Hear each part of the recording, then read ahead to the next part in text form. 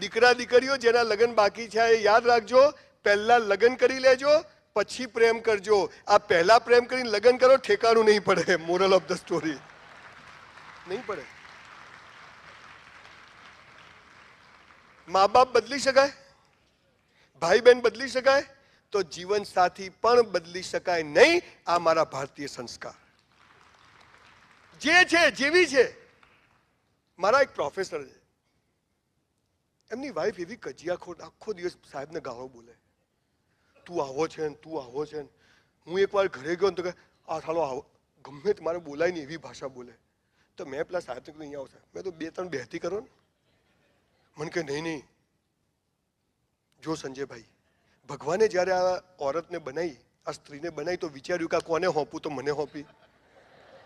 હવે મારી જવાબદારી છે કે હું એને હાચવું બરાબર. તમે જુઓ તો ખરી, આ લેવલનું થિંકિંગ વાળા નોટો જોડે હું તૈયાર થયો છું. મારી વાઈફ બી જોરદાર છે. અમારા લગ્ન બગન થઈ ગયા, સુહાગ રાતે બધી ગિફ્ટ બિફ્ટ ચાલલા બાલ્લા બધું મજા આવે આમ જોવાની. પછી અમે હનીમૂન કરવા ગયા, હનીમૂન જઈને પાછા આવ્યા તો એક દિવસ એની બધું મારું અમારું બધું પછી તો ઓપન બધું જે હોય એકબીજાને, તો એની કુંડળી મારા હાથમાં આવી. 2 વર્ષ નીચું મોડલ, હું 66 ને 64, હાલી જુઠ્ઠું બોલેલી. બોલો, મને કે હું 66માં જન્મીને આપણે કુંડળી માનીએ નહીં. મેં કીધું હું 66, તું 66 જલસા. અને 1.5 મહિના પછી ખબર પડી તો 64 મોડલ છે. બોલો, બબલ થઈ જાય કે નહીં? તો મેં એને પૂછ્યું કે મેં તું પલ્લવી આવું જુઠ્ઠું કેમ બોલી? મને કે માં તમારે જો લગ્ન કરવા હતા. મેં કીધું આને પ્રેમ કહેવાય બાપુ, તેલ લેવા ચાલો. નહીંતર આ નોટને હાચવે કોણ? મારી વાઈફ મારા દરેક સેમિનારમાં સાથે હોય, પણ આ દીકરાનું લગ્ન છે એટલે નથી આવી, બાકી મારી સાથે જ હોય. 1300માંથી 1200 સેમિનારમાં મારી સાથે આવે છે. રથના બંને પૈડા. તમારી વાઈફ હોય ને એને પણ ઓફિસ લઈ જાઓ, દુકાન લઈ જાઓ, તમે જે ધંધો કરો છો બતાવો, એને ખબર પડે કે તમે શું કરો છો. પાનના ગલ્લે નથી બેસતા, ક્યાં ગયા હતા, કેમ મોડું, જક મારવા મોડું થયું. બોલ, પત્ની બી બહાર જાય, બજાર જાય, જુઓ કે કેવા થેલા શાકભાજીના ઉપાડીને લાવવા પડે. આ કોમ્યુનિકેશન થતું નથી.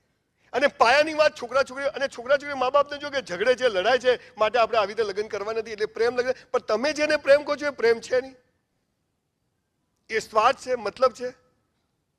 ન કહેવાય એવો એક ડાયલોગ કહીને આ વાત ઉપરથી આગળ ચાલું. પહેલે ઇસ્તેમાલ કરો ફિર વિશ્વાસ કરો, એવું નથી હોતું. બહુ ગંભીર વાત કહું, તમે જાહેરમાં નહીં બોલી શકો. દીકરા દીકરીઓ, આ શરીર બહુ પવિત્ર છે. ઈશ્વરે આપણી જોડી બનાવીને મોકલી છે. યોગ્ય સમયે મળી જશે. અહીંથી અવાજ આવશે કે આ બરાબર છે, પરણી જવાનું. એના માટે ટાઈમ બગાડવાની જરૂર નથી. અને પરણ્યા પછી એટલો પ્રેમ કરવાનો ને કે હાલા કોઈ પ્રેમની જરૂર જ ના પડે. આ વાત યાદ રાખો. પણ તમારા મા બાપથી કોઈ વાત છુપાવશો નહીં, નહીંતર નર્કમાં જગ્યા નહીં મળે.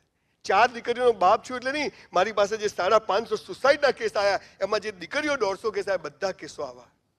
સોશિયલ મીડિયા પર ફ્રેન્ડ બની જાય, પછી એમાંથી મેસેજો ચાલુ થાય, પછી મળવાનું ચાલુ થાય, ક્યાંના ક્યાં ચક્કરો પહોંચી જાય, અને પછી કે સર હવે મારે મરવા સિવાય કોઈ રસ્તો નથી. પણ આવી ભૂલ પણ દીકરા દીકરીઓ થઈ જાય ને તો ગભરાશો નહીં. આપણે આપણું કર્મ ભોગવી લીધું, પણ હવે ફરીથી આવી કોઈ ભૂલ કરવી નથી. અને જેને અને એમાંય તમે જેને પ્રેમ કરો એ જો તમારો મોબાઈલ જોવા માંગે ને તો રાખડી બંધાઈ દેવાની, કે જ્યાં વિશ્વાસ ના હોય ત્યાં પ્રેમ થાય નહીં કોઈ દિવસ. આવી સરસ વાતો છે. પહેલું આપણા હાથમાં, બીજું ભગવાનના હાથમાં, ત્રીજું ભગવાનના, ચોથું ને છેલ્લું મોક્ષ. બાવા થઈ જાઓ, સંસાર બેકાર છે, સંસાર ટોપ છે. આપણે તો રોજ આવવું છે ને સાયકલથી મર્સિડીઝ સુધી જવું છે. પણ મોક્ષની વ્યાખ્યા કહું. બોલો, હું આવા 2000 સેમિનાર કરું તો મને મોક્ષ મળે, કે હિમાલયમાં જઈને એક પગે ઉભો રહીને તપ કરું તો મોક્ષ મળે? 2000 સેમિનાર કરો, સમાજમાં રહી, જગતમાં રહી, અને આ લોકોની જેમ, સરદાર પટેલની જેમ સમાજ માટે, પહેલા પોતાના માટે, પોતાના પરિવાર માટે, અને પછી સમાજ માટે જીવીએ ને તો જીવતા મોક્ષ મળી જાય છે બોસ. બીજી કોઈ વ્યાખ્યા નથી. અને વાગડ સમાજના તમને લોકોને ખાસ મોક્ષની એક જુદી વ્યાખ્યા કહું. તમારે મોક્ષ જોઈતો હોય ને સરદાર પટેલ, જનક રાજાની જેમ, તો કોઈ મંદિર મસ્જિદમાં ડોનેશન આપતા નહીં, સમાજમાં આપતા નહીં. ભલે મને પાપ લાગે, ગાયોને, અંધ વિદ્યાર્થીઓ ભલે મને પાપ લાગે, પણ મોક્ષ જોઈતો તો શું કરજો? તમારી પાસે 50,000 રૂપિયા ભેગા થાય ને, અને તમને એમ થાય ને મોક્ષ જોઈએ છે, તો વાગડમાં જજો. અને તમારા કુટુંબ પરિવાર સમાજની કોઈ બહેન દીકરી કુંવાસી દુઃખી હોય, એના ઘેર 12 મહિનાનું સીધું સામાન અપાઈ દેજો, જીવતા મોક્ષ મળી જશે. બહુ બનાવ્યા મંદિરો, બહુ બનાવી હોસ્ટેલો, સ્કૂલો, હવે થોડા માણસો પણ બનાવીએ. ચલો થોડા માણસો પણ બનાવીએ. હું સાલા મર્સિડીઝમાં ફરું અને મારી બેન પાસે સ્કૂટર ના હોય, અને લાનત છે આપણા રૂપિયાને. ભલે મારો બનેવી ગમે તેવો હોય, પણ બેન મારી જે કુંવાસી મારી, આ ભાવ પેદા થાય અને મોક્ષ કહેવાય. હું બંગલાની સ્કીમ કરું અને મારી બેન ભાડે રહેતી હોય, અરે લાનત છે આવા રૂપિયાઓને. આ સમજ દીકરા દીકરીઓ ભણતરની સાથે આવી જશે ને તો ભગવાન સમજ. અને આ સમજ જેટલી વહેલા આવે બેટા, 8મા 9મા 10મામાં તમે યુ આર ટુ મેચ્યોર. પાકા માટલે કાટલું બેહે નહીં. આ ધોલા થઈ ગયા એમને કઈ ના થાય. હવે એ તો પતી ગયો કેસ, ફાઇલ. અમે બધા બહુ સારું બોલ્યા હો ભાઈ, કશું નહીં. તમે લોકો સમાજ, આવતીકાલનો સમાજ છો, અને એટલે હું ખાસ આવ્યો છું. બાકી હું કોઈ હિસાબે આજે મારી તાકાત નથી કે હું સળંગ 4 દિવસથી ઉજાગરા કરું. પણ આજે વાગડ સમાજના 400 યુવાન યુવતીઓ બેઠા છે. મને એમ થયું કે ટકા લાવવાનું તો હું શીખવાડી શકું એમ નથી, પણ યસ, જીવન કેમ જીવવું હું શીખવાડી શકું એમ છું.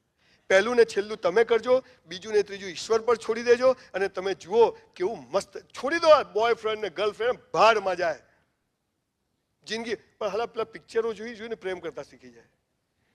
છોકરો જાય ને છોકરી જાય ને ઘંટડીઓ વાગવા માંડે, બગીચામાં જાય ને ગીતો ચાલુ. હું ને મારી વાઈફ પ્રમુખ સાહેબ 100 વાર બગીચામાં ગયા, એક ગીત યાદ ના આવ્યું. બોલો.